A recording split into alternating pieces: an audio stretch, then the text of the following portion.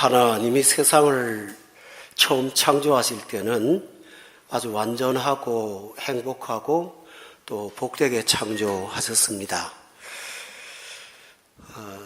그 중에 특별히 하나님이 창조하신 공간 안에는 에덴 동산이라고 하는 구별된 매우 풍요로운 영역을 또 하나 하나님께서 만들었습니다. 그리고 하나님께서 지으신 사람들을 거기에 두셔서 그 안에서 그 하나님이 허락하신 풍성을 누리며 살도록 하나님께서 이끌어 주셨습니다. 이 에덴 동산의 삶은 하나님께서 향후에 나타나는 인간들을 향하신 하나님의 축복이요 계획이었고, 그 안에서 사람이 문제를 일으키지 않았더라면 지금 우리가 살고 있는 이 세상에서 당하는 많은 아픔들이나 고통은 존재하지 않을 것입니다. 그런데 처음 사람인 아담과 하와가 하나님께 범죄함으로 죄악을 세상에 가지고 들어왔습니다. 그 이후로부터 에덴 동산은 불행의 장소가 되고 가장 행복해야 할 출산은 고통의 순간이 되고, 즐겁게 살아야 될 노동은 땀과 수고를 감당해야 되고, 그럼에도 불구하고 땅은 가시와 은공키를 내는 그런 세상이 되고 말았습니다. 그래서 지금 우리가 살고 있는 이 세상은 바로 깨어진 세상입니다.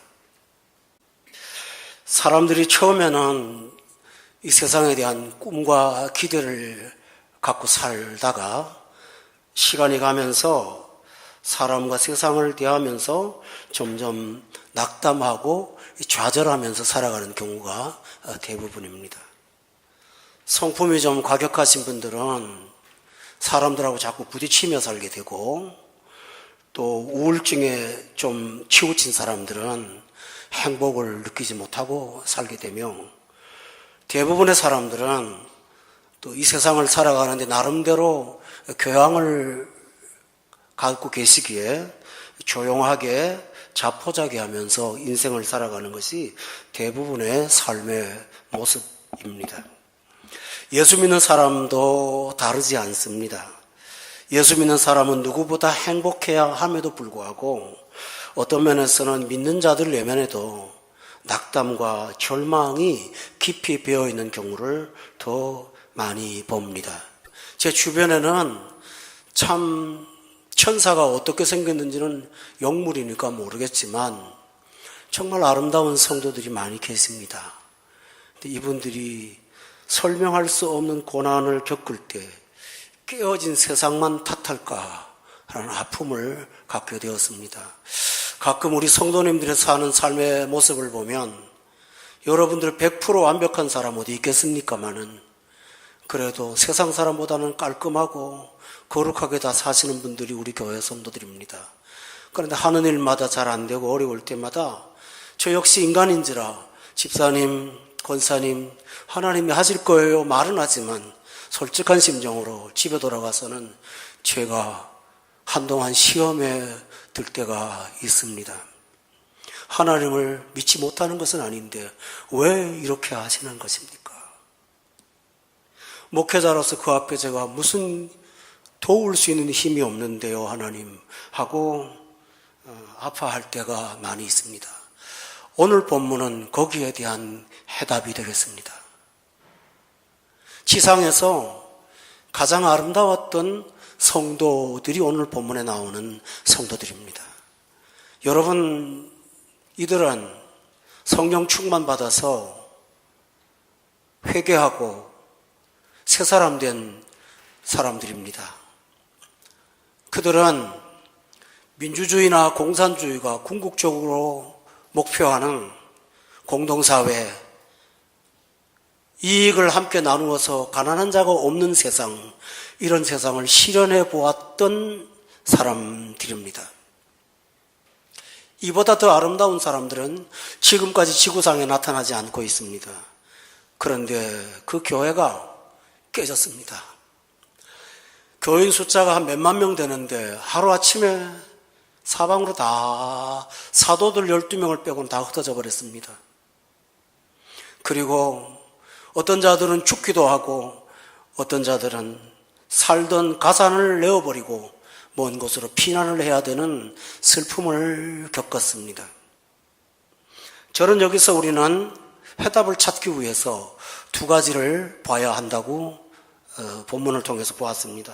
첫 번째는 이 세상의 현실을 우리가 잘못 보지 말아야 하기 때문에 세상이 어떤가를 보고, 둘째로는 그 배후에 계신 하나님이 어떤 일을 하시는지를 우리가 보아야만 소망을 잃지 않고 선을 계속 행할 수가 있습니다. 첫 번째로 보여주는 세상의 특징이 뭘까요? 이 세상은 불의가 정당으로 취급받는 것이 세상입니다. 8장 1절에 보면 사울은 그가 죽임당함을 마땅히 여겼다라고 되어 있습니다. 여러분, 스데반이 죽임당하는 것은 마땅한 일이 아닙니다. 부당한 일입니다. 그런데 사울은 그 일이 정당하다고 여겼습니다. 사울만 그것이 아니라 예루살렘 공회와 공의를 행하는 재판장들과 종교인들이 스데반의 죽음은 정당하고 마땅한 것이라고 여겼습니다. 오늘 이 세상은 의보다는 불의를 정당한 것으로 여기는 경향이 더 큽니다.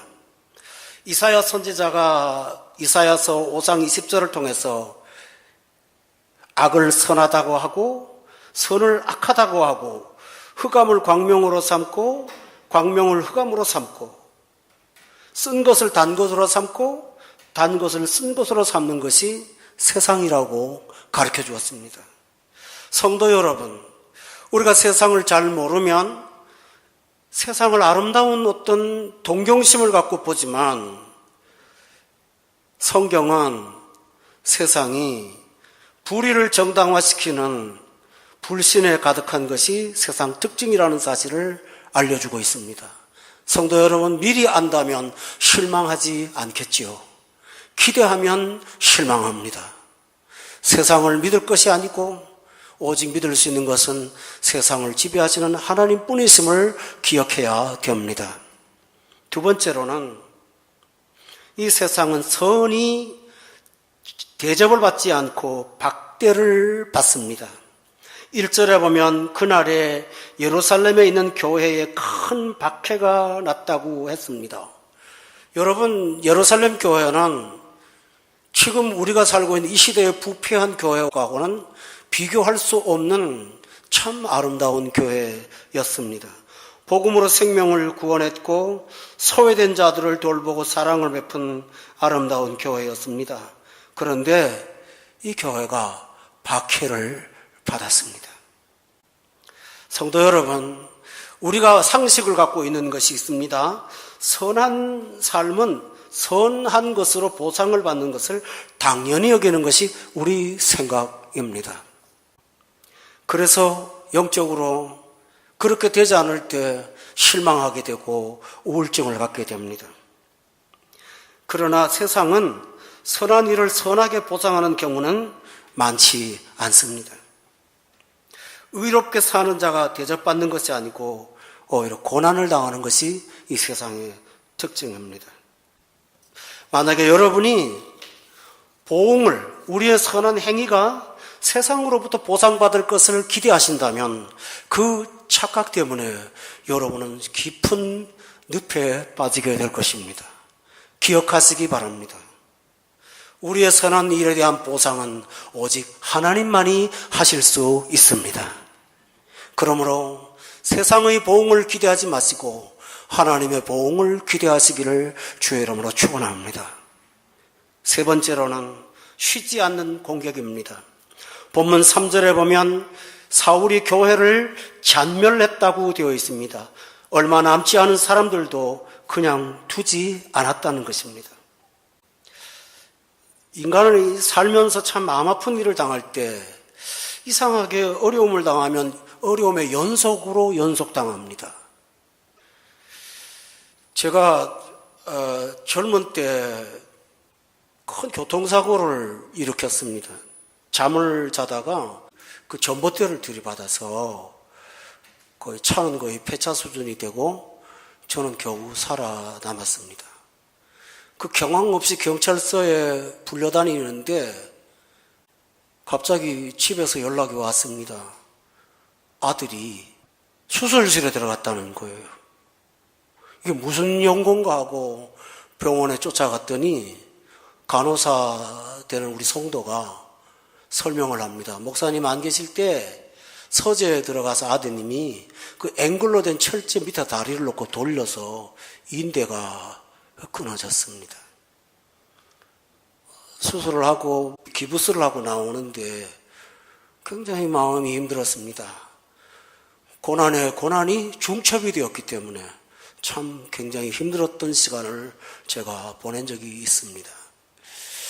성도 여러분, 이상하게 세상을 살아다 보면 고난에 고난이 자꾸 연속될 때가 있습니다.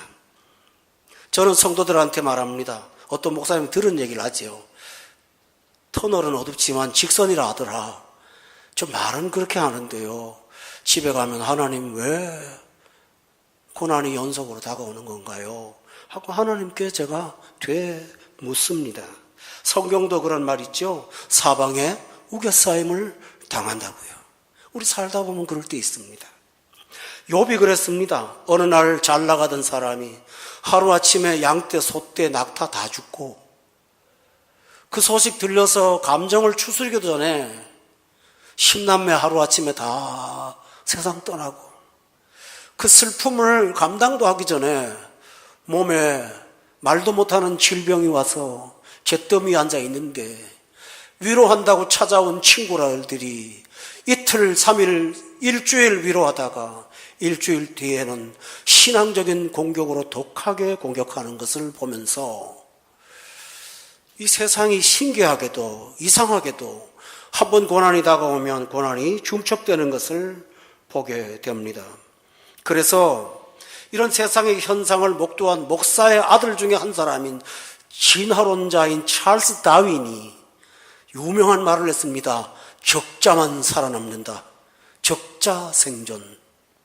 그러니까 살아남으려면 너도 적자가 되어야 한다라는 논리로 무한 경쟁 시대의 이론을 만들었습니다. 만약 성도 여러분, 이 세상의 원칙이나 다윈의 말대로 적자라야만 생존한다면 날마다 우리는 누군가와 싸워야 되고 누군가를 무너뜨리지 않겠습니까? 그러나 하나님은 이렇게 말합니다. 전쟁은 여호와께 속한 것이니 구원은 하나님께 속한 것이니 그러므로 성도 여러분, 고난이 중첩되더라도 그 고난을 지배하시고 통제하시고 관리하시고 만들어가시는 선을 만들어가시는 하나님이 계심을 믿으시기를 바랍니다. 네 번째로는 가장 아픈 것이 하나 있습니다. 오늘 본문 8장에 문자로 기록되어 있지 않지만 이 본문 전면에 나타나는 한 일이 있습니다. 그게 뭘까요? 하나님이 침묵하신다는 겁니다. 자기 백성들이 이렇게 박해를 당하고 경건한 스데반이 돌을 맞아 죽는데 하나님은 어디에 계시는지 침묵하고 계신다는 것입니다. 우리가 신앙생활을 하는 사람으로서 가장 쉽게 무너지는 데가 어딘지 아세요? 고난이 중첩되더라도 성도들은 그래도 하나님을 믿습니다. 어떤 일을 당해도 그래도 하나님이라는 것을 믿습니다. 그런데 이 내 마음에 전혀 응답하지 않는 하나님의 그 부재를 경험할 때 인간이 가장 큰 고통을 당할 때가 있습니다. 하박국이라는 선지자가 이런 고통을 갖고 있습니다. 여호와여, 내가 부르짖어도 주께서 듣지를 않고 내가 강포로 말미암아 외쳐도 주께서 왜 구원하지 않습니까? 내가 죄악을 보고 내 앞에 폐역과 겁탈과 강포가 있지만 율법은 해이하고 정의는 시행되지 못하고 있는데 어느 때까지 기다리오리까? 경건한 신자라면 가장 큰 고통이 뭘까요? 하나님이 왜 이 일에 행동하지 아니하시는 것입니까? 시편 기자도 그런 고통을 안고 있었죠. 하나님이 참으로 이스라엘 중에 마음이 정결한 자에게 선을 행하시는데 나는 거의 넘어질 뻔했습니다. 내 걸음이 미끄러질 뻔했습니다. 내가 악인의 형통을 보았기 때문입니다. 하나님에 대한 이런 부재의 고통이 따라오면 그 다음에 따라오는 게 하나 있습니다. 영적인 회의감이 내 마음에 찾아옵니다. 신앙생활에 무슨 의미가 있는가? 내가 내 마음을 깨끗하게 하며 내 손을 씻어서 무지하다 하며 날마다 새벽마다 회개한 것이 실로 헛되도다. 시편 기자도 이런 영적인 회의감 속에 빠질 때가 있었습니다. 그러면 하나님은 그냥 계신 것일까요? 침묵하고 계신 것일까요? 이제 지금까지 말씀을 드린 것은 이 세상의 현상이 이러하다라는 것을 제가 알려드렸습니다. 이러면 세상은 이런 데에 대한 해결책이 뭘까요? 세상의 결과는 몇 가지입니다. 오늘 아침에 1000페이지가 넘는 철학책을 200페이지까지 읽고 있는데 거기에 초대 철학자들의 특징이 있습니다. 하나는 지금 이 세상은 환상이야 가르쳐주는 것입니다. 거짓말이죠. 또 어떤 철학자들은 세상은 다 허무한 거야. 어떤 철학자는 그러니까 순간순간 즐길 때 즐기고 사는 거야. 등등 그들은 나름대로 생을 이렇게 해답을 내리고 끌려다니면서 살아가고 있습니다. 그러면 우리 신자들은 그렇게 살까요? 우리 예수 믿는 사람은 해답은 못 찾아도 그렇게는 또 못 삽니다. 쾌락을 즐기라고요? 그것도 못합니다. 허무하다고요? 하나님 계신 거 아는데 그 생각도 못합니다. 그렇지만 내 마음에는 풀어질 수 없는 아픔들이 있을 때가 있죠. 그 신자들에 대해서 하나님은 오늘 본문을 통해서 해답을 주고 있습니다. 그것은 하나님이 하시는 일을 보라는 것입니다. 첫 번째가 아무리 어렵고 사방이 깜깜하고 아무것도 이루어지지 않는 것 같아도 그 혼돈 속에 하나님의 일이 진행되고 있다는 사실입니다. 여러분 창세기 1장 1절에 보면 태초에 천지를 창조하셨습니다. 1장 2절에 보면 흑암이 깊음 위에 있고 공허 속에 텅 빈 공간만 있었습니다. 그때 희망이 뭘까요? 하나님의 영이 그 수면 위에 운행하고 계신다는 것입니다. 신약에 보면 예수님의 제자들이 밤 사경에 갈릴리 바다를 항해하고 있을 때 큰 바람과 파도로 거슬려 고생하고 있는데 그 깜깜한 밤에 몇 미터 앞을 볼 수 없는 시야가 보이지 않는 밤에 산 위에서 기도하시는 예수님은 그들이 괴로이 노젓는 것을 보고 계셨다고 기록되어 있습니다. 오늘 본문에 보면 1절 말씀에 그날에 예루살렘에 있는 교회가 박해가 났습니다. 그런데 지명이 나옵니다. 사도 외에는 다 유대와 사마리아와 모든 땅으로 흩어졌다고 되어 있습니다. 교회가 무너진 것입니다. 그러나 여러분 이 말씀은 사도행전 1장 8절에 굉장히 중요한 어떤 구절과 연관성이 있습니다.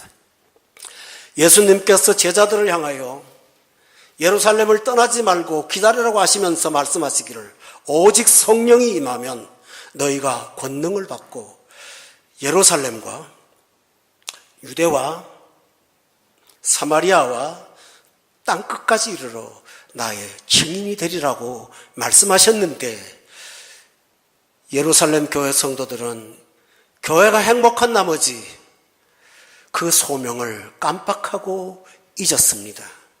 그런데 흩어짐을 당하고 자신들도 모르게 의도적으로 명령을 지키는 것은 아니었지만 어떤 사람은 예루살렘에 남고 어떤 사람은 유대로 가고 어떤 사람은 사마리아로 가고 어떤 사람은 땅끝으로 가서 정확하게 사도행전 1장 8절이 이루어진 것입니다.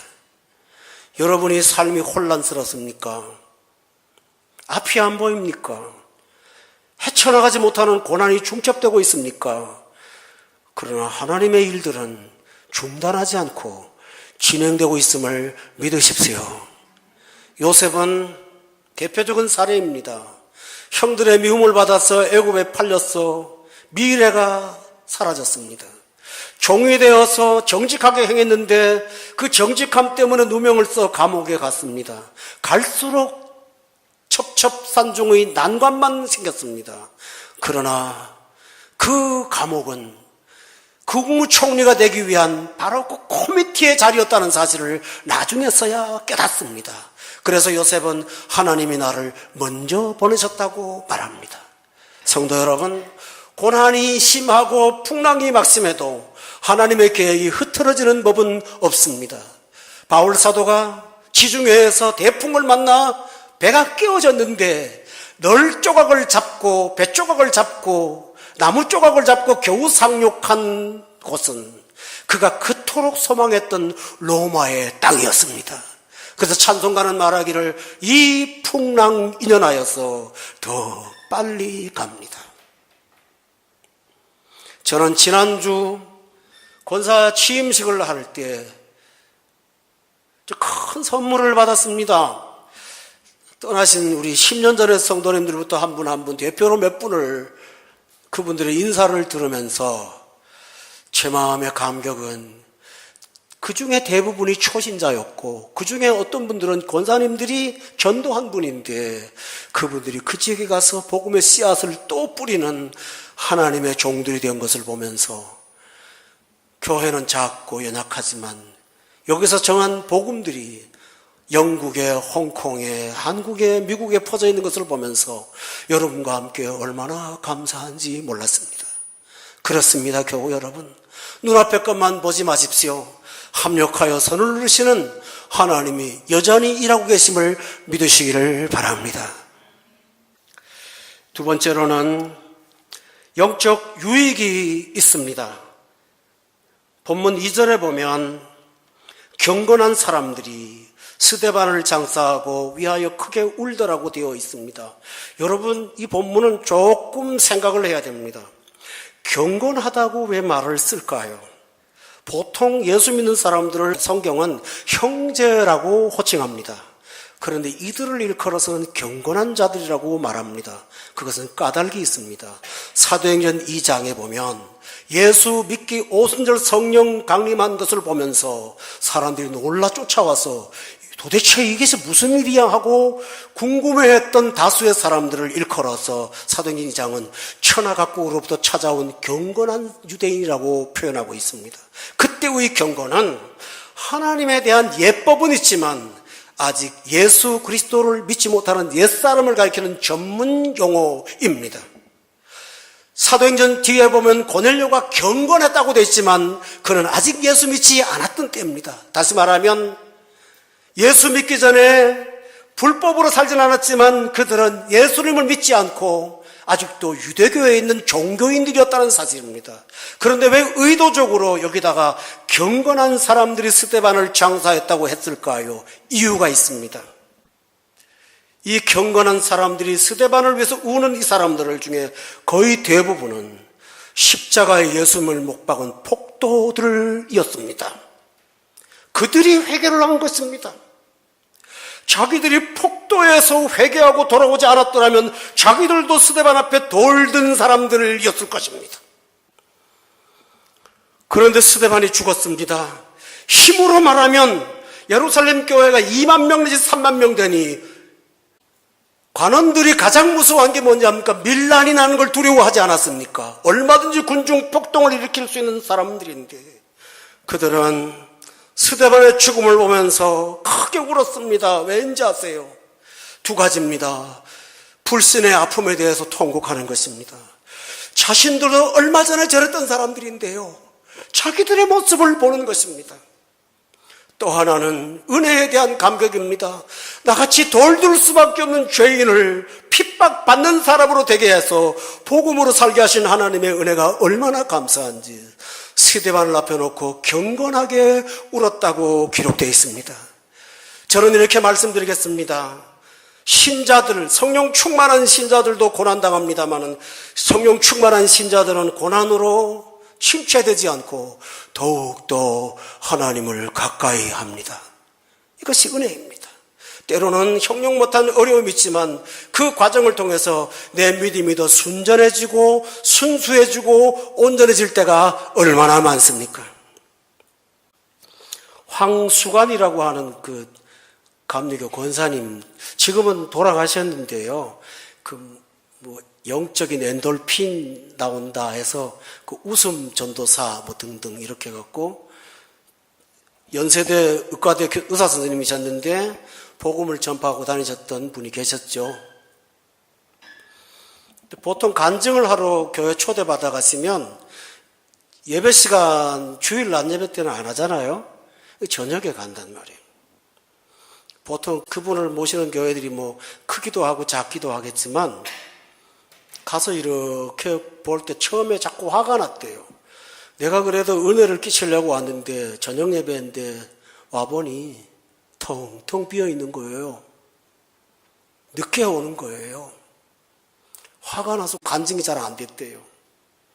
근데 어느 날 강단에 올라갔는데요. 갑자기 머리를 망치로 치듯이 깨달아지는 게 하나 있더랍니다. 너 집사일 때 네가 주일 저녁 예배 빠졌지? 너 집사일 때 지각했지? 그게 너 자리야, 너 자리. 그 사실을 깨닫고 나서야 그런 빈자리를 보면서 저 비워둔 내가 이 자리에 있는 것에 대해서 하나님 앞에 감사하며 기뻐했다고 간증하는 것을 보았습니다. 사랑하는 교회 여러분, 하나님은 고난을 통해서 우리를 더욱더 유익하게 하심을 믿으시기 바랍니다. 현재 나타날 고난은 장차 나타날 영광과 비교할 수 없는 그 자리까지 우리를 이끌어감을 믿으시기를 주의 이름으로 축원합니다. 그것이 하나님이 주신 은혜입니다. 여러분, 경건한 사람들의 울음이 하나 있습니다. 그들이 사도행전 6장에 보면 교회가 좀 부요해지고 물질이 많아지고 하니까 일어난 문제가 뭔지 아세요? 재정 싸움이었습니다. 헬라파, 히브리파 유대인들끼리 서로 분배가 공평하지 않다고 서로 싸웠습니다. 여러분, 그때 제자들이 뭐라고 하지 않습니까? 분배를 잘못한 게 문제라고 하지 않고 우리가 하나님 말씀을 제쳐놓고, 다시 말하면 복음의 우선순위를 잃어버린 것을 탄식하며 회개했습니다. 그런데 스데반이 죽자 이들은 복음 때문에 망한 이들이 붙잡은 것은 재정이 아니었습니다. 교회 관리가 아니었습니다. 본문 4절에 보니까 그 흩어진 사람들이 두루 다니며 복음을 전하는 원래의 모습으로, 원래의 자세로 돌아가게 된 것입니다.